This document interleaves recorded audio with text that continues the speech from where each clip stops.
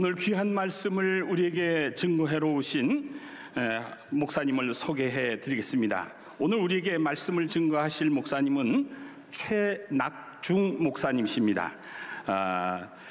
예장 백석 총회장을 역임하셨고요. 지금 백석대학교 대학원에서 강의하고 계십니다. 특히 국제적인 또 민족적인 일을 위해서 많이 고군분투하고 계신 목사님이십니다.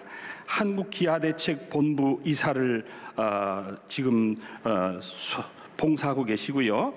그리고 세계성시아운동 서울 대표회장을 역임하고 계십니다.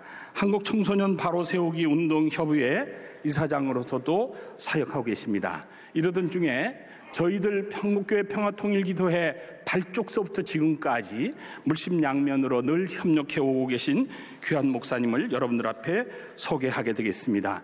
오늘 목사님께서 우리와 함께 나눌 본문 말씀은 에스더서 7장 1절부터 3절까지의 말씀을 우리 함께 읽겠습니다. 다 같이 시작. 왕이 하만과 함께 또 왕후 에스더의 잔치에 가니라. 왕이 이 둘째 날 잔치에 술을 마실 때 다시 에스더에게 물어 이르되 왕후 에스더여, 그대의 소청이 무엇이냐? 곧 허락하겠노라. 그대의 요구가 무엇이냐? 곧 나라의 절반이라 할지라도 시행하겠노라. 왕후 에스더가 대답하여 이르되 왕이여, 내가 만일 왕의 목전에서 은혜를 입었으며 왕이 좋게 여기시면 내 소청대로 내 생명을 내게 주시고 내 요구대로 내 민족을 내게 주소서. 아멘. 함께 봉독한 말씀을 중심으로 내 민족을 내게 주소서라는 제목의 말씀을 증거해 주시겠습니다. 목사님 박수로 환영하시겠습니다. 1910년 10월 3일은 동독과 서독 사이에 가로놓였던 베를린 장벽이 무너진 날입니다. 동서독이 통일되던 날이죠. 분단된 동서독을 통일되게 하는데 결정적 역할을 한 것은 어떤 뛰어난 정치가나 정당이 아니었고 라이프치히 니콜라이 교회였음을 우리가 잘 알고 있습니다. 이 교회가 평화혁명을 일으킨 것이죠. 이 교회는 1980년 초에 공산주의 정권에 대항하고 또 하나님 뜻이 이 땅에 이루어지기 위해서 매주 월요일에 소수의 기독교인들이 모여서 하나님께 기도를 시작했고 1980년 그 말쯤 돼서는 10만 명이라는 대군이 모이면서 거리에 행진도 하고 독일의 통일을 염원했는데 그 뜻이 이제 이루어지게 된 것입니다. 큰 일을 행하신 분은 하나님이신데 하나님은 사람을 통해서 일하신 줄로 믿습니다. 하나님의 음성 그리고 하나님의 계시를 들을 수 있는 세 가지 채널이 있습니다. 대자연, 그리고 역사, 그리고 성경입니다. 대자연과 역사는 간접적 계시고 간접적 하나님 음성을 들을 수 있고, 성경은 직접 계시로서 하나님 음성을 들을 수 있는 것이죠. 사람이 자연을 훼손하면 그 다음엔 자연이 사람을 훼손하게 됩니다. 그래서 하나님이 만든 모든 천지 만물을 우리는 관리를 잘 해야 되고 잘 보존해 나갈 때 자연이 또 우리를 지켜주는 경우를 보게 되고요. 그 다음에 역사 속에서 하나님 음성을 들을 수 있습니다. 네. 우리나라가 어떻게 오늘에 이르렀는지 우리는 역사를 살펴봐야 합니다. 1910년 우리 민족은 일본의 국권을 찬탈당하고 국권을 잃습니다. 독립을 위해서 1919년 3월 1일 독립만세를 부르다가 옥고를 치르거나 죽은 사람이 많습니다. 1945년 8.15 해방을 맞습니다. 그러나 3년 후에 다시 이제 국가가 독립이 되고 정부가 수립이 되죠. 그런데 2년 후에 다시 1950년 6월 25일 날 한국 전쟁이 발발하고 북한의 남침으로 이 나라는 폐허가 됩니다. 이런 와중에서 우리나라 애국자들과 우리 기독교인들이 얼마나 많은 피를 흘렸는지 모릅니다. 오늘의 대한민국 세계 경제 13위, 기독교인 900만 명, 이렇게 살기 좋은 나라 그냥 된 게 아닙니다. 역사를 기억해야 합니다. 과거 역사를 잊어버린 민족은 미래가 없단 말이 있습니다. 저는 이스라엘 나라의 텔아비브에 있는 이스라엘 역사 박물관을 방문하면서 큰 도전을 받았습니다. 그게 하얀 벽에 검은 글씨로 3가지를 기록해 놨습니다. 과거를 기억하라, 그리고 현재를 살라, 미래를 기대하라. 제 마음에 큰 도전이 됐습니다. 예, 과거 없는 오늘이 없고 오늘 없는 미래는 없는 것인데 가장 중요한 때는 바로 오늘이고 지금인 줄로 믿습니다. 지금 우리가 어떤 태도로 하나님 앞에 선행에 따라서 미래가 전개될 것인데 좋은 미래가 될 줄로 믿습니다. 그래서 가장 중요한 것은 이런 역사적인 관점에서 또 대자연에서 들려오는 주의 음성은 간접적 음성이고 직접적인 하나님의 음성은 성경입니다. 그리고 성경이 정확한 답을 우리에게 주고 있습니다. 본문 말씀의 내용은 이스라엘 민족이 바벨론 70년 동안 이제 포로 생활을 하다가 신생 강국 페르시아 고레스 왕이 바벨론을 정복하죠. 그리고 모든 유대인들은 고국으로 돌아가도 좋다고 하는 자유령을 선포합니다. 그때 1차, 2차, 3차, 4차 많은 사람이 고국에 돌아오지만 그냥 우리는 이 땅에 머물러 살겠다는 사람도 많았습니다. 바로 거기 머물러 살던 사람 중에 페르시아의 아하수르 왕 때의 일입니다. 거기에서 태어난 에스더라고 하는 한 여인은 그가 태어나자마자 부모님이 세상을 떠납니다. 천혜의 고아가 된 에스더는 그의 사촌 오빠 모르드게가 친딸처럼 양육을 하죠. 근데 하나님의 섭리 가운데 왕후 와스디가 왕명을 거역했다 해서 그를 폐위시키고 새로운 왕을 드릴 때 하나님의 섭리 가운데 에스더가 이제 왕후가 되죠. 바로 그때 아하수르 왕은 하만을 국무총리로 세우고 그의 권위를 높여주기 위해서 모든 신하는 그 앞에 엎드려 절하라고 하는데 유태인 모르드게는 절을 하지 않습니다. 사람을 신격화하는 것, 우상처럼 섬기는 것은 아니다. 나는 아마 신앙 양심에 절하지 않은 것 같습니다. 이것으로 인해서 하만의 마음은 불쾌하게 되고 불쾌 감정은 엄청난 범죄로 이어집니다. 그것은 모르드게라고 하는 사람의 신분을 알아보니 유다인이다. 유다인은 이렇게 거만한 거야 하면서 유다인 모두를 처형시키기로 제비를 뽑았는데 12월 13일 이날은 모든 유대인들이 학살을 당해야 하고 모든 재산은 몰수당하는 위기에 처합니다. 이것을 알게 된 많은 유대인들은 통곡하게 되고 큰 두려움에 빠질 때 왕궁에 있는 에스더는 이 사실을 모르고 있습니다. 그때 모르드게가 이 사실을 알리지요. 너는 왕궁에 있으니 홀로 이 화를 면한다고 생각하지 말라. 이때 내가 잠잠하고 말이 없으면 하나님은 다른 방법으로도 임력을 구원할 것이나 네 집은 심판할 것이라고 경고합니다. 그런데 그 나라의 경호법이 얼마나 엄했던지 왕의 아내라도 왕이 부르지 않는데 불쑥 나서면 처형시키는 법이라 그 아내를 부른 지 한 달이 넘었습니다.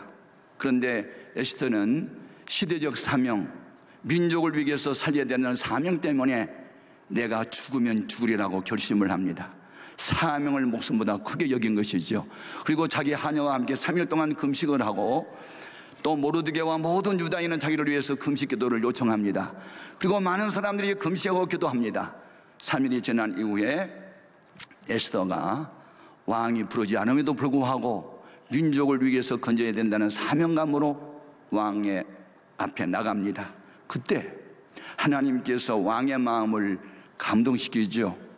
그때 왕의 눈에 에스더가 밉게 보였다면 당장 처형을 시켰을 텐데 에스더서 5장 2절 이하를 보니까 심히 사랑스러워 보이더라. 여러분, 사랑스러워 보이면 문제가 풀립니다. 저는 이 성경을 읽다가 내가 에스더고 하나님이 왕이시라면 내가 하나님의 눈에 심히 사랑스러워 보이면 문제가 풀리겠구나, 그런 생각이 있어요. 얼마나 마음이 기뻤던지. 그대의 소원이 무엇이뇨? 그대가 원한다면 나라의 절반이라도 주겠노라고 약속을 합니다. 그러자 오늘은 대접만 받으시고 다음에 또 내가 잔치를 베풀겠습니다. 그때는 국무총리 하만과 함께 오소서. 그래서 두 번째 초대받아 갑니다. 그때도 왕의 마음이 열렸고 너무 기뻐서 그대의 소청이 무엇이냐? 그대가 원한다면 나라의 절반이라도 주겠노라고 하자. 예, 왕이여, 나를 정말 사랑하고 날 은혜를 입혀주셨다면 내 민족과 내 생명을 내게 주소서, 내 민족을 내게 주소서 하고 간청을 합니다. 그게 무슨 말이요?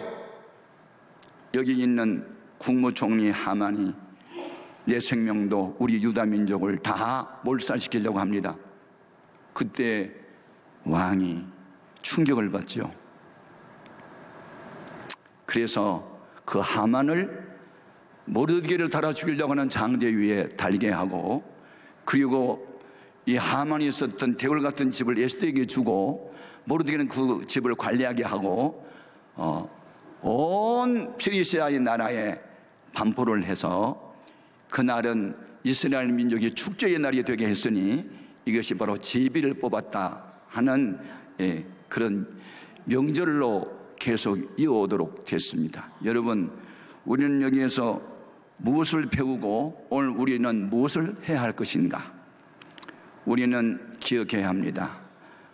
나라가 위기에 처할 때, 또 민족의 통일을 그렇게 원한다면 우리는 다 에스더가 되어야 될 줄 믿습니다.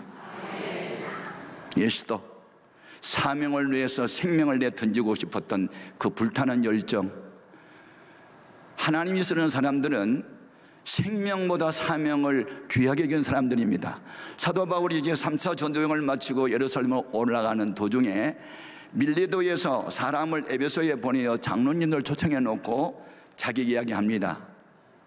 장로님들, 나는 지금 성령의 매임을 받아 예루살렘으로 올라가는데 성령께서 나에게 분명하게 가르쳐 준 것이 있습니다. 바울아, 내가 예루살렘에 올라가면 환영 인파가 너를 기다리고 있는 것이 아니라 환난과 결박이 너를 기다리고 있다라고 가르쳐 주셨습니다. 그럼에도 불구하고 나는 주 예수께 받은 사명, 그 복음을 전하는 일을 마치려 하면은 나의 생명을 조금도 귀하게 여기지 아니하노라. 여러분, 사명이 목숨보다 큽니다. 죽고자 한다고 죽는 것 아니고 살고 싶다고 사는 게 아닙니다. 따라하십시다. 사명이 있는 한 죽지 않는다. 하나님이 붙들어 주신다. 하나님이 지켜주신다. 이기면 아멘. 할렐루야. 중요한 것은 기도입니다. 우리 예수님께서 우리를 구원하기 위해서 십자가를 앞에 놓고 기도하셨을 때 어떻게 하셨을까요? 히브리서 5장 7절에 그는 육체로 계실 때에 자기를 죽음에서 능히 구원하실 이에게 심한 통곡과 눈물로 간구와 소원을 올렸고 그 경외하심을 인하여 들으심을 얻었다고 했습니다. 저는 이 명성교회에 올 때마다 그런 생각을 합니다. 라이프 리치 니콜라의 교회 같은 사명으로 처음에 구국기도회를 시작했는데 이제는 한국교회 통일기도회로 발전하면서 매주 월요일마다 모여서 기도회를 한다. 이것은 하나님이 주시는 음성을 순종하는 일이라고 생각합니다. 기도는 사람이 하지만 큰 일은 하나님이 하십니다. 우리는 우리의 할 일이 두 가지입니다. 기도 그리고 말씀의 순종, 나머지는 맡김. 그러면 하나님이 이를 이루실 줄 믿습니다. 에레미야 33장 2절 3절에 이를 행하신 이는 여호와요 그 일을 지어 성취하시는 여호와라. 너는 내게 부르짖어라. 내가 내게 응답하겠고 크고 비밀한 것을 너에게 보여주겠다고 했습니다. 그래서 우리는 기도하기 위해서 모였습니다. 우리 여기에서 중요한 거 하나 더 배우고 가야 합니다. 사랑과 신뢰가 소통으로 이루어지고 하나가 되면 기적은 나타난다. 하나님이 우리를 사랑하고 내가 하나님을 신뢰할 때 사랑하는 자의 소청을 거절하지 아니하신 우리 하나님, 우리는 하나님을 전적으로 신뢰해야 됩니다. 국가의 흥망성쇠를 붙들고 계신 분이 하나님이십니다. 우리는 현상 때문에 울 수 있고 현상 때문에 두려워 떨 수 있지만 우리는 본질에 충실해야 되는데 믿음을 붙잡는 것입니다. 기도를 하는 것입니다. 하나님 명령에 절대 순종하고 복종하는 것입니다. 그리고 또 하나 기억할 것은 하나님은 사람을 통해서 일하신다는 겁니다. 어떤 사람? 준비된 사람. 아모스 3장 7절에 주 여호와께서는 그의 종 선지자를 통하지 않고는 어떤 일을 행하신 일이 없답니다. 우리 모두는 하나님의 사람들이고 주의 성령이 우리와 함께하기 때문에 천태만상의 사람이 모여도 목적은 하나, 대한민국 우리 남북한이 통일되는 소원을 갖고 우리는 모였습니다. 우리의 소원을 왕 되신 주님 앞에 아뢰고 이 민족을 알려 달라고 간구하면 하나님 반드시 우리 기도를 들어주시고 때가 되면 하나님이 정한 때가 되면 반드시 응답하실 줄로 믿습니다. 시간을 나타내는 헬라어의 단어들이 있는데 보통 일상 지나가는 시간을 크로노스라고 합니다. 크로노스. 지금 11시에서 12시로 가고 있다. 이건 크로노스 시간이 가는 거예요. 그런데 하나님이 개입하는 시간, 하나님의 손길이 나타나는 시간을 카이로스라고 합니다. 우리는 일상 흘러가는 시간 속에 기도하지만 하나님의 손길이 나타나는 카이로스의 때가 반드시 올 것이니 우리는 이것을 믿어야 합니다. 우리가 믿는 하나님은 살아계시고 기도한 대로 되게 하시고 믿음대로 되게 하시고 한 사람보다 두 사람, 두 사람보다 세 사람 합심기도 수천 명의 기도하는 우리 합심기도를 반드시 응답해 줄 것입니다. 저는 인천 상륙작전이라고 하는 영화를 보고 또 최근 우리 한국교회 역사를 이렇게 보면서 3.1 독립운동 때부터 지금까지 애국자 중에 기독교인이 많았다는 사실을 알게 되면서 우리 기독교인은 역사의 주역으로 하나님들을 쓰는구나는 확신이 있습니다. 우리는 이런 사명을 가지고 나는 왜 이 시대에 살아야 하는가, 그리고 나는 이 시점에서 무슨 일을 해야 할 것인가. 이제 우리는 남북 통일은 어떤 정당의 일도 아니고 어떤 교회의 특정한 교회의 일도 아니고 우리들이 해야 할 사명이고 하나님의 영광 안에서 반드시 이루어져야 할 일인 줄로 믿습니다. 우리는 이제 이곳에 모여서 기도하고 이 기도의 열기를 각 교회로 전국으로 번져나가게 해서 900만 전 기독교인이 통일운동을 하되 기도운동으로 동참한다면 그날은 반드시 앞당겨지게 될 줄로 믿습니다. 우리 모두 에스더가 되든지 모르드게가 되든지 서로 합력하고 선을 이룰 수 있어서 하나님의 영광의 그날이 반드시 오도록 기도를 쉬지 않기를 바랍니다.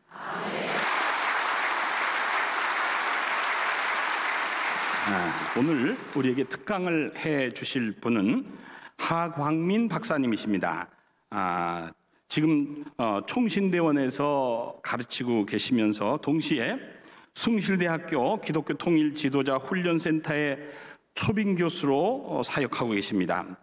특히 북한을 위해서 사역하시는 목회자 협의회 북사목을 창립해서 대표로 역임하셨던 북한 선교, 북한 목회에 대해서 실제적인 고민을 하시고 기도해 오셨던 평생을 그 연구제재로 해서 지금도 계속 우리를 위해서 준비하고 계신 귀하신 목사님이십니다. 오늘 오셔서 한국 교회가 북한 선교를 위해서 구체적으로 어떻게 해야 될 것인가라고 하는 방향성을 가지고 저희들에게 말씀을 증거하지 할 것이라 기대하고 있습니다. 하광민 박사님을 소개하겠습니다. 박수로 환영하겠습니다. 통일이 지금 오고 있는 몇 가지 징조가 있는데 그 중에 하나가 기도가 일어나고 있다는 겁니다. 계속해서 기도가 일어나고 있고요. 한국교회 평화통일기도회가 일어나고 있고요. 저는 그 주빌리 기도회라고 들어보셨습니까? 주빌리 기도회를 시작한 사람입니다. 2011년에 그 기도를 시작할 때 한국교회에 참 어려웠던 그 시기에 주빌리가 1년 만에 전국으로 흩어지는 것을 봤고요. 그 다음 1년 만에 해외로 흩어지는 것을 보면서 하나님이 지금 기도하는 사람들을 세우고 있구나라는 것을 깨닫게 되는, 쉽게 말해서 저는 좀 경험을 한 사람입니다. 그 이후에도 이렇게 한국교회 평화통일기도회가 이렇게 일어나는 것을 보면서 주께서 지금 기도하기를 원하신다. 이것은 무엇이냐면 내가 너희에게 통일을 줄 것인데 나의 영을 사람들에게 부어주어라 라고 하는 그런 하나님의 음성 같습니다. 지금 탈북자들이 지금 계속해서 들어오고 있다는 겁니다. 이것은 굉장한 의미가 있습니다. 작년 11월 말로 한국교회에 3만 명이 들어왔습니다. 3만 명의 탈북민이 들어왔습니다. 여러분, 우리가 70년 동안 갈라져 있는 상황에서 남과 북이 전혀 다른데 이들과 함께 섞여서 살 수 있도록 먼저 3만 명을 먼저 예비적으로 보내주셨다고 하는 것은 이것은 하나님이 통일을 주시겠다고 하는 사인입니다. 그냥 못 먹고 못 사는 사람들이 내려왔다가 아니고 이들을 통해서 북한과 함께 우리가 살아봐라. 그렇지 않으면 너무나 큰 혼란이 있으니까 굉장히 중요한 사인인 것이죠. 세 번째입니다. 넘겨주십시오. 한국교회가 지금 쇠락하고 있습니다. 이건 참 아픈 얘기입니다만은 너무 어려워지고 있습니다. 다음 세대가 없어지고 있습니다. 그리고 교회가 늘어나고 있습니다. 목회자가 늘어나고 있습니다. 잉여 인력을 어떻게 할 것이냐. 다음 넘겨봐 주십시오. 표들을 보시면 주요 교단의 교인 수가 계속해서 감소하고 있습니다. 잘 보이지는 않겠지만 2012년과 2013년 사이에 보면 이게 떨어집니다. 교인 수는 전체로 떨어집니다. 다음 넘겨주시면 교인 수는 주는데 교회 수는 늘어납니다. 다음 넘겨주시면 목회자 수도 늘어납니다. 자, 이 엄청나게 늘어나고 있는 이 목회자 수 어떻게 할까요? 우리가 생각할 때 한국에 있는 우리 인구가 5,200만입니다. 북한을 크게 잡아서 2,400만으로 봅니다. 그러면 북한의 문이 열리면 이렇게 많은 목회 인력, 잉여 인력들을 우리가 보내면 되지 않겠나라는 생각을 하게 됩니다. 그래서 한국 교회가 작게 잡아서 5만 교회, 많게 잡으면 8만에서 10만까지 뛰게 되는데요. 이 한국 교회의 2배, 그러니까 한국 교회가 이제 북한의 2배니까, 한국 인구가 2배니까 북한에도 교회가 우리의 절반 정도 되면 되겠죠. 한국 교회를 작게 잡아서 5만이면 북한에 2만 5천 개가 되겠죠. 그러면 2만 5천 명의 목회자가 올라가면 한국에 남아있는 모든 잉여 목회자들은 올라갈 수가 있는 겁니다. 자, 그러면 하나님께서 준비시키는 어떤 그런 형태로 볼 수가 있을 겁니다. 그런데 그럼 여기서 중요한 문제가 하나 있습니다.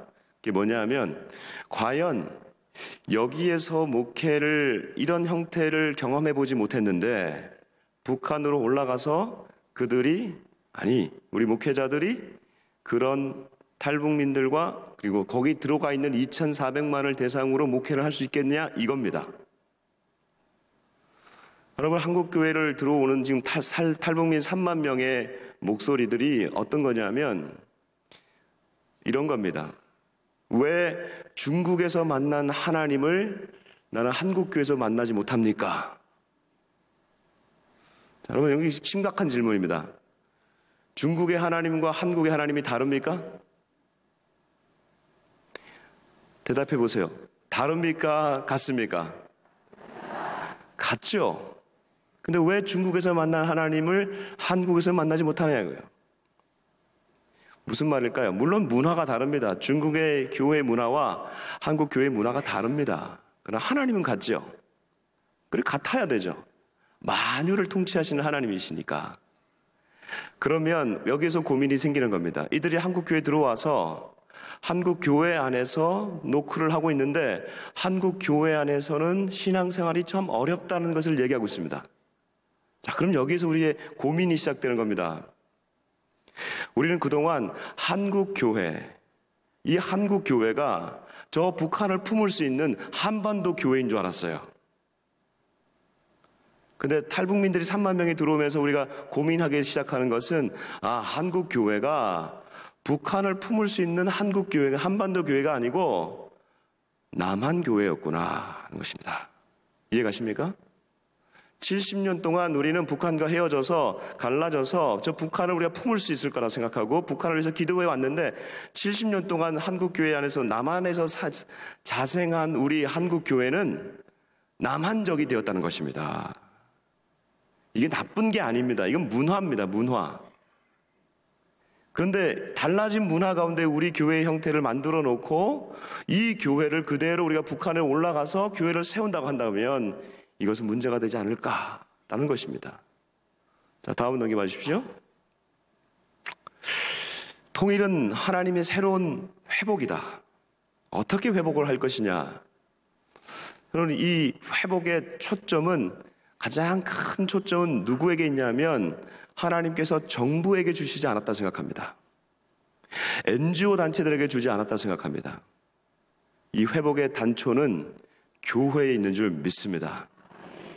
아까 방금 우리 목사님께서 말씀해 주신 대로 독일 통일의 아주 기초적인 이 주춧돌을 놓은 것은 라이프치히 교회였습니다. 동독의 교회였습니다. 교회가 기도할 때 그 기도회가 넘쳐 흘러서 통일의 물꼬를 이루었듯이, 오늘날 우리 이런 교회들의 이 기도회가 넘쳐나야 하고, 더 나아가서는 교회가, 우리가 믿는 복음이 하나 되게 하는 놀라운 역사가 있습니다.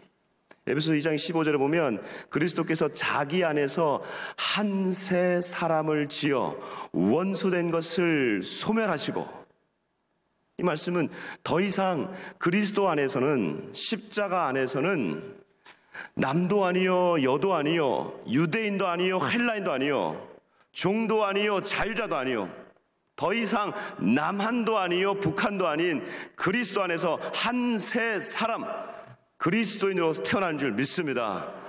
이것이 우리가 믿는 복음입니다. 이 복음이 갈라져 있는, 이념으로 갈라져 있고 지역으로 갈라져 있는 이 땅을 새롭게 하는데 쓰임받게 하는 것입니다. 그 일을 감당하는 것이 바로 우리 교회인 것이죠. 그럼 우리가 어떻게 이런 교회들을 준비할 것인가? 다음 연구 넘겨봐 주십시오. 자, 여러분, 여기 요거를 제가 좀 준비를 하도록 하겠습니다. 좀 보여드리겠습니다. 여러분, 한번 질문을 잘 듣고 대답해 보십시오. 우리가 하려고 하는 북한 선교, 북한에 대한 이런 형태를 어느 곳에 속하는지 한번 잘 생각해 보십시오. 제가 이렇게 영어를 쓰겠습니다만, 영어는 되게 쉽습니다. E1, E2, E3입니다.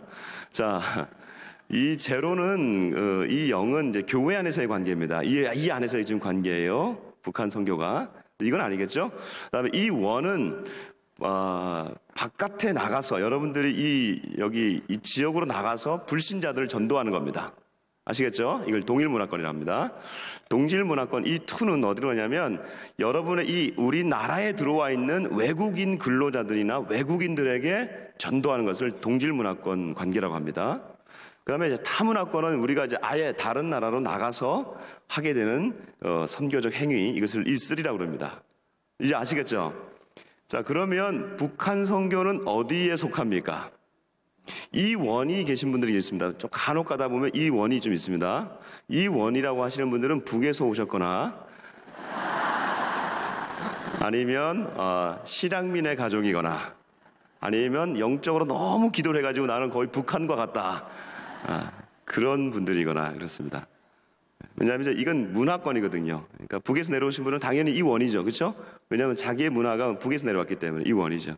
근데 우리 남한 사람들이 E1일 수는 없어요. 네.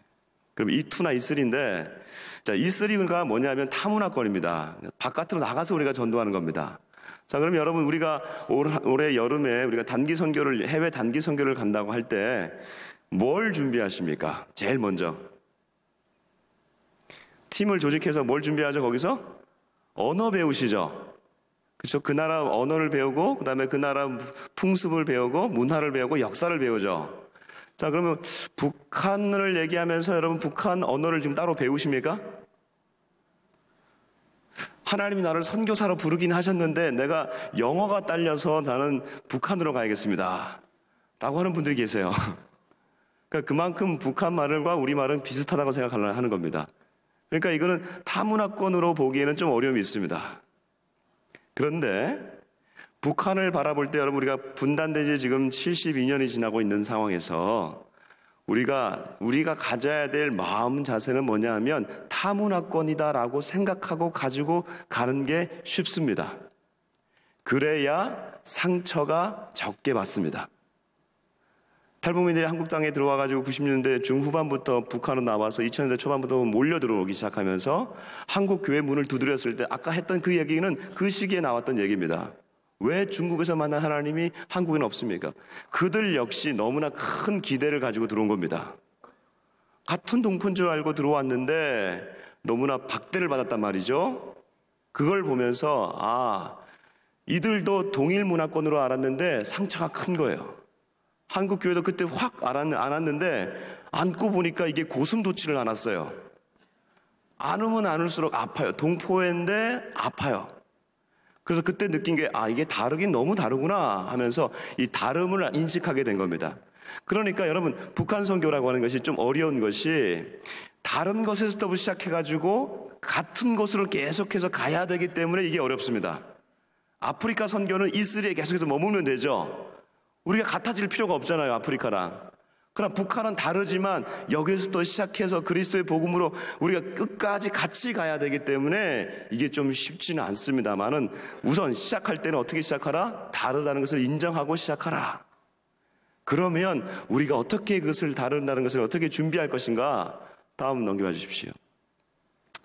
이제 교회가 어떻게 준비할 것인가를 제가 말씀을 드리겠습니다.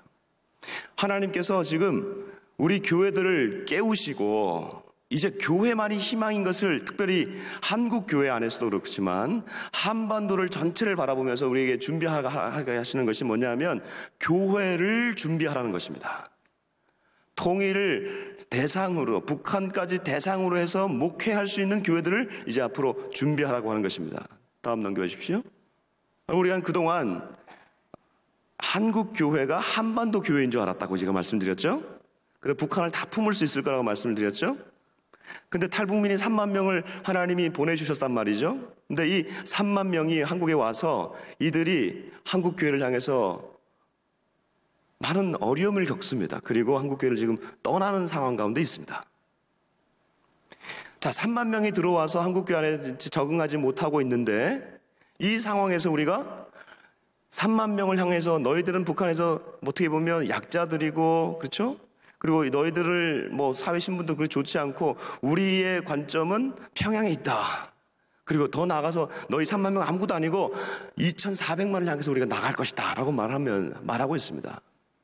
근데 여러분, 3만 명을 품지 못하는 우리 교회가 어떻게 2,400만을 품을 수 있겠습니까? 3만 명은 중국을 통해서 넘어왔기 때문에 중국에 어떻게 보면 약간 변화된 공산주의, 그러니까 공산주의가 안 된다는 것을 알고 나온 사람들, 그리고 하나원을 통해서 한국에 들어와서 민주주의를 알고 자본주의를 다 경험한 이 3만 명인데도 불구하고 우리 교회가 이것을 끌어안지 못하는 상황에서 여전히 자본주의도 모르고 민주주의도 모르고 아무것도 모르는 저 북한의 김씨 왕조 3대 세습이 지금 철저하게 시행되고 있는 2,400만을 어떻게 우리가 가가지고 끌어안겠냐 이겁니다. 그러니까 우리 교회는 한국 교회는 지금 한반도 교회가 아니고 일유형의 교회라고 하는 것입니다. 일유형의 교회는 남한 중심의 교회라고 하는 것입니다.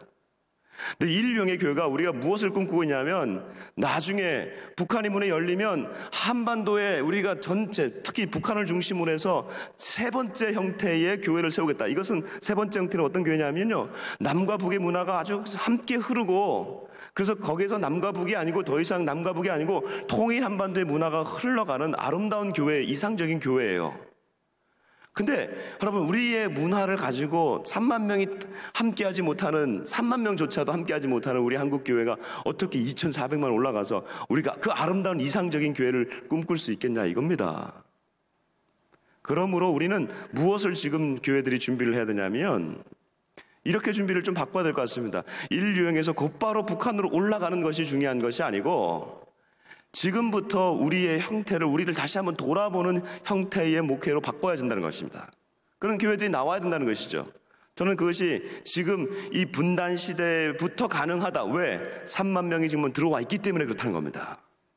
그래서 두 번째 형태의 교회가 지금 일어나야 된다는 겁니다. 두 번째 형태의 교회는 뭐냐면 지금 현재 남한 사람들과 북한 사람들이 함께 어우러져서 이 통일 영성 공동체를 만들어가는 것이죠. 전국에 지금 그러한 교회들이 하나씩 생겨나고 있습니다. 저도 지금 4년 전에 그런 형태의 교회를 개척을 했습니다. 저희 교회도 남한 사람이 있고 북한 사람이 있습니다. 북한의 문화가 흐릅니다. 그리고 남한의 문화가 흐릅니다. 그리고 남한 사람이라고 해서 더 우대받지 않고 북한 사람이라고 해서 더 천대받지 않고요. 어떤 사람은 북한 사람이 지금 리더가 되었습니다. 그리고 그 밑에 남한 사람이 공부하고 있습니다. 제자 훈련을 합니다. 남북이 같이 저와 함께 훈련을 받습니다. 거기 우리 여제자반은 남한 사람 2명이고 북한 사람 3명입니다. 북한 말이 훨씬 더 많이 들립니다. 지난주에는 시편을 가지고 우리가 한 주간 시편을 묵상하고 함께 나왔습니다. 목사님, 이 다윗의 고난이 저의 고난입니다. 북한 말이 울려 나옵니다. 여러분, 저는 저희 교회에서는 북한 성경도 함께 씁니다. 우리 개역개정도 쓰지만 그날의 주보에다가 제가 그 설교하는 그 성경 본문을 함께 넣어줍니다. 북한 성경을 읽으면 굉장히 좀 이렇게 가슴 뭉클할 때가 있습니다. 특별히 시편 같은 경우는 굉장히 직설적으로 표현되어 있기 때문에 가슴이 뭉클합니다. 여호와는 나의 목자시니 내게 부족함이 없으리로다. 여기 북한 성경은 어떻게 되냐면 여호와는 나의 목자 아쉬울 것 없어라. 직설적이에요. 자, 이걸 보면서 이 북한의 이 정서가 우리 남한 초신자들에게는 맞다. 저희 교회에 개척을 하고 나니까 그 근방에서 이제 몇몇 분들이 남한 분들이 오신 것을 제가 봤습니다. 근데 남한 분들이 오셔서 축도가 마치기 전에 다 사라집니다. 그래서 봐서 보니까 북한 성경이 그 주보 안에 끼어 있죠. 저희는 주보에다가 이렇게 써놨습니다. 저희는 건강한 통일 목회를 지향합니다. 통일 목회 들어도 못 본 목회예요 지금. 통일, 교회가 통일을 얘기하고 교회 안에 왔더니 북한 성경이 있고 교회 안에 왔더니 옆에 보니까 북한 사람이 있어요. 이거나, 이 무슨 교회가 이런가 하고 기존 교회에 갖고 있던 생각을 갖고 있던 사람들은 다 떠납니다. 근데 제가 새로운 걸 발견했습니다. 교회를 처음 나온 사람들, 복음에 대해서 전혀 못 듣던 사람들이 처음 나와가지고 교회에 적응을 합니다. 기존 성도들은 어떤 생각을 갖고 있냐면 교회는 이런 곳이 아닌데 이러고 있다 이런 생각을 갖고 있는데 처음 나오신 분들이 거기서 딱 와서 듣는 생각은 교회는 이런 데인가 보다. 그동안 우리는 일용의 교회가 얼마나 이게 고착화되었는지 이 형태를 가지고 우리가 북한으로 올라가면 여러분 북한의 2,400만이 이건 남한 중심의 교회, 남한 형태의 교회로 그냥 그대로 올라온다는 생각할 때 여러분 2,400만이 얼마나 자존심이 센 사람들인데요. 복음이 아닌 것 때문에 우리가 싸울 필요가 없잖아요. 그래서 우리가 우리 형태를 바꾸는 겁니다. 남과 북의 문화가 함께 가고 복음으로 하나된 형성을 우리가 만들어가는 것이죠. 두 번째 형태의 교회들이 지금 이 땅에서 계속해서 펼쳐지고 있습니다. 이게 지금 다음 넘겨주시면 전국에 지금 넘겨봐 주십시오. 네. 통일목회라고 하는 것이 이런 형태입니다. 그동안 탈북민을 대상으로 했지만 남한 성도 따로 했지만 이제 남북이 성도가 같이 가고 이게 통일 성도가 되면서 이게 자연스럽게 북한으로 올라가는 형태의 목회입니다. 그 다음 넘겨주시면 그동안은 목회의 주체가 이게 남한 중심의 목회였습니다. 목회자 중심이 남한 목회자들이 다 가르쳤어요. 그러나 이제 탈북민들도 이제 목회자들이 나오기 시작하면서 탈북민 목회자들이 나오는데 이게 이제 남북이 가려져서는 안 되겠죠. 이 목회자들도 함께 통일 목회자가 되는 역사가 있는 거죠. 그러면 우리가 제 세 번째 유형의 목회는 언제가 되느냐? 여러분 분단 이전으로 회복이 되는 겁니다. 즉 손양원 목사님이 여수에 계셨지만 사실 손양원 목사님은 평양에서도 목회를 하셨던 분이세요. 그러니까 나중에 우리가 그런 형태의 목회로 다시 이렇게 돌아가는 거죠. 그러나 예전 목회보다 더 훨씬 더 앞서게 될 것입니다. 왜? 여러분 통일이라고 하는 것은 이제 한국교회 초기에는 우리가 선교의 개념이 없었지만 이제 통일이 된 이후에 남한교회가 이렇게 해왔던 선교의 영성이 중국과 러시아를 품게 되는 교회가 되는 것이죠. 그러면 세 번째 유형, 앞으로 통일되었을 때 만들어지는 그 교회는요, 우리가 갖고 왔던 그 선교의 영성이 이제 중국으로 나가게 되는 것이고, 곧바로 나가게 되고, 러시아를 통해서 쫙 나가게 되면요, 우리가 이 시대에 정말 하나님의 나라를 이 땅 가운데, 전 열방 가운데 흩을 수 있는 그런 교회로 바뀌어지게 된다는 것이죠. 놀라운 역사가 일어나게 되는 것입니다. 기존에 우리 있었던 한국교회, 남한교회, 일용의 교회가 지금 99%입니다. 전국의 이 교회들, 이용의 교회를 다 해봤자 40개가 안 됩니다. 40개가. 아직 이렇게 적은 교회들은 그냥 가치 중심으로 가게 하고요. 그리고 이 유형들을 우리가 계속해서 자립할 수 있도록 계속해서 우리가 기도해주고 후원하고, 그러면 우리 1유형들은 어떻게 할 것이냐? 1유형이 아까 처음으로 돌아가시면 거기 보면 1.5까지 바뀌는 겁니다. 1.5 유형으로 바뀌어져야 되는 거예요. 즉 한국 사람들만 모여서 할 수 있는 형태가 아니고 그 안에 부서를 만들고 교회 안에 그리고 부서를 통해서 통일 기도가 생겨나고 이렇게 그리고 그 안에 더 나아가서 탈북민들도 부서 안에 들어와서 함께 예배할 수 있는 형태가 되어지고 그리고 더 나아가서 그 부서를 섬길 수 있는 담당 사역자가 생기는 겁니다. 그런 담당 사역자들이 그곳에서 목회를 경험했을 때 북한의 문이 열렸을 때 그들이 올라가서 교회를 개척하게 되는 것이죠. 아무런 형태를 준비하지 않았던 사람들이 여러분 우리가 기도는 좋습니다. 저도 기도 주빌리를 했던 사람이에요. 기도를 열심히 하지만 목회는 다른 겁니다. 기도하면서 실제로 북한 분들과 함께 고민해보고 아파보고 제가 이렇게 자랑스럽게 얘기하고 있지만 저도 지금 우리 교회를 하면서 얼마나 속쓰린지 몰라요. 미치겠어요.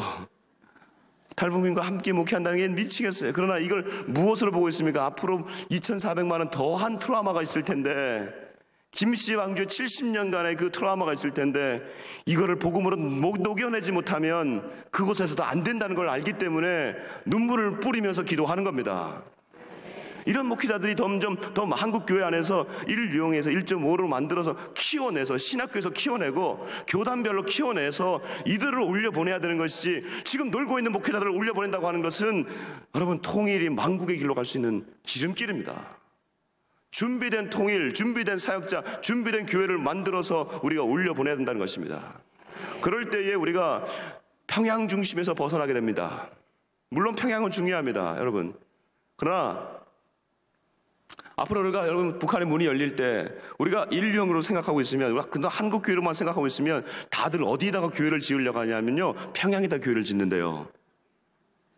그리고 그곳에다가 또 무슨 교회 이름 어떻게 지어요?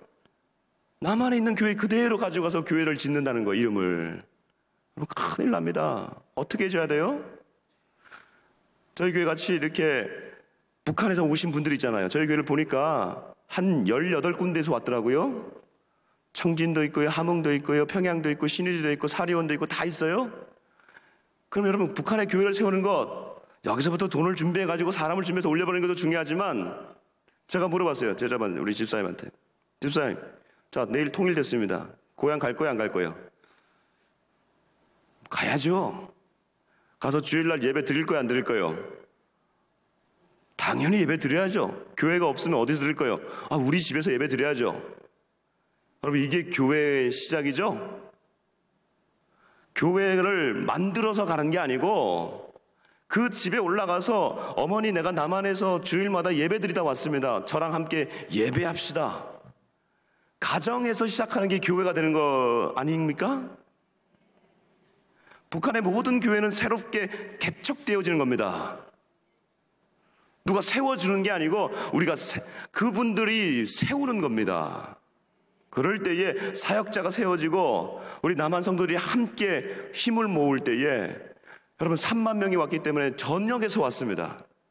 이 전역에서 온 모든 지역마다 교회가 세워질 줄 믿습니다. 이렇게 우리가 사람들을 놓고 세우고 준비할 때에 놀라운 역사가 일어나게 됩니다.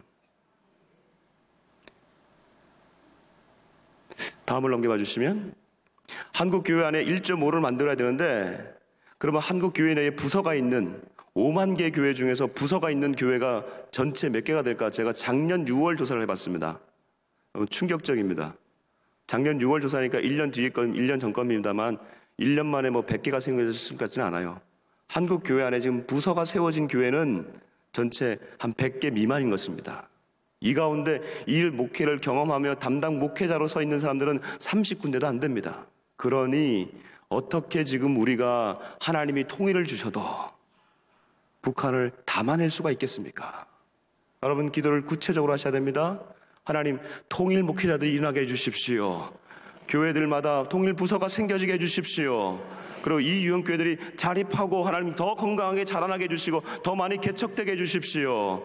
그럴 때에 하나님 저 북한의 문이 열릴 때 이분들이 올라가고 탈북민들이 올라가고 사역자들이 올라가고 우리와 함께 했던 남한 성도들이 올라갈 수 있게 주님 도와주옵소서.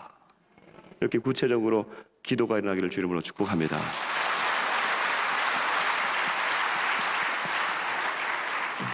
이 시간 우리가 통일을 위해서 함께 오늘 주신 말씀을 기억하면서 또 우리가 준비해야 될 통일 목회에 대해서 관심을 가지시고 기도하겠습니다. 지금 가물었다고 얘기를 하고 있습니다. 우리 남한 땅에도 가뭄 피해 때문에 걱정이 많습니다. 북한은 더 심각한 단계에 지금 이르고 있습니다. 특히 황폐화된 살림을 위해서 남한과 해외 민간단체 노력이 결실을 맺혀서 북한의 산들이 푸른 산이 되게 하여 주시옵소서. 그리고 여성 탈북민들이 인신매매를 당하는 일이 없도록 보호하여 주시옵소서. 좀 더 구체적으로 이렇게 기도하시면서 통일 목회의 주제까지 함께 기도해 주셨으면 참 감사드리겠습니다. 오늘 기도하실 분들이십니다. 먼저 나라와 민족 한국교계를 위하여에 대해서는 화성시, 경기도 화성시 통일기도운동을 시작했습니다. 총무를 맡고 계신 임민호 목사님께서 기도하시고, 두 번째로 한반도의 평화 통일을 위하여에 대해서는 명성교회 통일월요기도회 자문위원이신 김대원 장로님께서, 통일기도회 운동 확산을 위해서는 명성교회 44교구 총무부장이신 김용숙 권사님께서 차례대로 기도하시겠습니다. 주여! 주여! 주여! 천지를 창조하신 하나님 아버지, 한민족이지만 분열된 형제의 나라 북한을 위하여 기도합니다. 하나님 아버지, 북한의 황폐된 살림을 긍휼히 여겨주시길 원합니다. 하나님께서 허락하신 자연을 하나님의 뜻대로 다스리지 못해서 북녘 땅의 살림이 고통 가운데 신음하고 있습니다. 하나님 아버지, 황폐화된 북한의 살림 위에 하나님의 은혜의 단비를 더하여 주시길 원합니다. 남북한의 땅을 불쌍히 여겨 주시옵소서. 대한민국과 여러 해외의 민간단체들이 황폐화된 북한의 살림 회복을 위해서 땀과 눈물로 노력하고 있습니다. 이들이 진행하고 있는 일들이 아름답게 열매를 맺도록 주의 크신 손으로 도와주시길 원합니다. 하나님 아버지, 그리하여 벌거벗은 그 땅이 주님의 은혜가 뒤덮는 푸르른 희망의 땅이 되게 도와주시옵소서. 우리의 몸의 주인이 되신 하나님, 이 시간 자유를 찾아 탈북한 여성들이 몸과 마음을 보호해 주시길 간절히 기도합니다. 아버지 하나님, 탈북한 여성들이 인신민매를 당하며 주님이 허락하신 신체의 자유와 표현의 자유와 심령의 자유의 상처를 받고 있사오니 주여 그들을 불쌍히 여기시고 주의 영으로 위로하시고 보호하여 주시길 원합니다. 이들을 품고 있는 여러 기관과 사역자들이 지치지 않게 하시고 효과적인 도움의 방안들을 마련할 수 있도록 도와주시길 원합니다. 하나님 아버지, 그들의 삶의 상처와 고통이 치유되게 하시고 회복되어서 하나님께 영광을 돌려드리는 복된 삶의 주인공으로 이 땅에서 살아갈 수 있도록 인도하여 주시옵소서. 특별히 우리에게 오늘 통일 목회에 대한 관점을 우리에게 베풀어 주신 하나님, 온 한국교회들이 새로운 관점을 가지고 통일을 준비하는 목회의 실천가들이 하나님 들불같이 일어나도록 하나님 함께하여 주시길 원합니다. 오늘도 이 성전에 함께하신 하나님, 우리의 생각과 마음을 주관하시는 하나님 앞에 우리들의 고정관념이 깨져지게 하시고 하나님의 영광을 드러내는 새로운 사고방식이 하나님의 한반도의 연결을 주름잡도록 주여 도와 주시옵소서. 예수님 이름으로 기도드렸사옵나이다. 아멘. 하나님 아버지, 우리 대한민국은 세계의 유일한 분단 국가입니다. 언제 어떤 일이 일어날지도 모르는 불안한 상황 속에서도 지금까지 조국 대한민국을 지켜주신 은혜 참으로 감사합니다. 이 나라 이 민족을 계속해서 불꽃 같은 눈동자로 지켜주옵소서. 남과 북이 대치하고 있는 이 현실이 하루속히 사라져야만 하겠습니다. 미사일을 쏘아대며 남한을 위협하는 북한의 어리석은 지도자들을 불쌍히 여겨 무력 도발을 멈추게 하여 주시옵소서. 남과 북을 가로막고 있는 38선이 무너지게 하여 주시옵소서. 유형에 무형에 우리 앞에 남과 북을 가로막고 있는 38선의 벽들이 무너지게 하여 주시옵소서. 통일을 준비하는 성도들이, 교회들이, 기도회가 늘어나게 하여 주시옵소서. 이 나라를 지키기 위해서 하나밖에 없는 목숨을 던진 순국 선열들의 아픔과 피 흘림이 헛되지 아니하도록 우리 신앙인들이 앞장서서 나라와 민족을 소중히 여기며 목숨 다해 지키게 하여 주시옵소서. 조국 대한민국의 경제가 너무 어려워 많은 사람들이 힘들어하고 있습니다. 하나님, 이 나라 이 민족의 경제를 일으켜 세워 주시옵소서. 양보하는 자들이 늘어나게 하여 주시옵소서. 자기 입장을 버리는 자들이 늘어나게 하여 주시옵소서. 사람들로 채워지고 있는 분비한 도시에서 혼자 밥 먹고 혼자 잠자고 혼자 거주하는 홀로족들이 결혼도 포기하고 미래도 포기하고 하루를 하루로 살아가는 이 땅의 젊은이들이 바로 우리의 소중한 자녀들입니다. 하나님, 이들에게 희망을 주시옵시고 이들에게 믿음을 허락하여 주시옵소서. 세워진 지도자들에게 함께하여 주셔서 하나님을 두려워하게 하시고 한국 사람인 것을 자랑할 만한 나라를 만들어 가는데 최선을 다하게 하여 주시옵소서. 하나님 아버지, 하나님을 전혀 모르고 살았던 이 민족에게 복음의 빛을 주시어 세계가 놀라며 주목할 만한 대단한 성장을 이루게 허락하신 하나님 아버지, 참으로 감사합니다. 이제 선배 신앙인들이 피 흘리며 땀 흘리며 성령으로 이루어낸 수많은 교회의 열매들이 그냥 땅에 떨어져 사라지지 않고 많은 열매에 제대로 맛이 들고 아버지 하나님 빛깔을 낼 수 있도록 말씀의 배 진리의 빛을 비추어 우리 교회를 만나게 성숙시켜 주옵소서. 이 민족을 위해서 세계를 향해서 그리스도의 참맛을 알리고 저 북녘 동포에게까지 그리스도의 맛을 나눌 수 있는 한국 교회 되게 하여 주시옵소서. 하나님 아버지, 우리 한국 교회가 다시금 성령의 하나님 말씀 앞에 서게 하여 주시옵소서. 그리하여 약속을 바라보며 하나님 나라를 소망하며 그 소망 속에서 힘차게 성령 안에서 살아가게 하여 주시옵소서. 강단에서 복음을 증거하는 목사님들을 붙들어 주시옵시고 십자가 복음을 선포될 때마다 아버지 아멘으로 받아들여 말씀과 삶을 변화시키는 이 한국의 성도들 되게 하여 주옵소서. 아직도 세계에서 위태한 한반도를 늘 핵과 미사일 그리고 4대 강국의 압박 속에서도 대한민국을 지켜주시는 주님께 감사드립니다. 우리는 더 큰 꿈을 꾸고 있고 지금도 우리의 미래와 통일은 주님 손에 있음을 믿습니다. 세계의 정치 흐름도 바뀌고 대한민국도 새로운 정부로 바뀌어 많은 것이 불확실 속에 있지만 오로지 주님이 주관하시는 예정임을 믿고 더욱 열심히 기도하고 있사오니 주님 뜻 가운데 때를 맞추어 통일을 이루어 주시옵소서. 또한 통일을 위한 준비도 꾸준히 하고 갑자기 통일이 되더라도 혼란과 당황하지 않고 모두가 침착하게 자기 자리를 잘 지키도록 많은 훈련으로 강하게 하여 주시옵소서. 천지를 창조하신 하나님 아버지, 한반도 평화 통일을 위하여 모여 기도할 수 있도록 축복하심을 감사드립니다. 그러나 저희는 믿는 자로서 구원의 자유함 속에 마음껏 찬양하고 편안한 삶을 누리면서 북한을 위한 진정으로 애통하는 마음을 갖지 못했음을 회개합니다. 통일은 하나님의 손에 있고 하나님께는 불가능한 일이 없으며 왕을 세우기도 하시고 폐하기도 하시는 분은 하나님이심을 믿습니다. 겨자씨만큼이나 작게 시작된 월요 통일 기도회가 하나님을 향한 전적인 신뢰와 정기적인 기도의 헌신으로 계속 이어져감에 감사드립니다. 핵무기의 모든 공포가 사라지고 복음적 평화 통일을 이루어 비무장지대가 복음의 숲이 되고 슬픔이 변하여 기쁨이 되고 주님의 공의가 실현되게 하옵소서.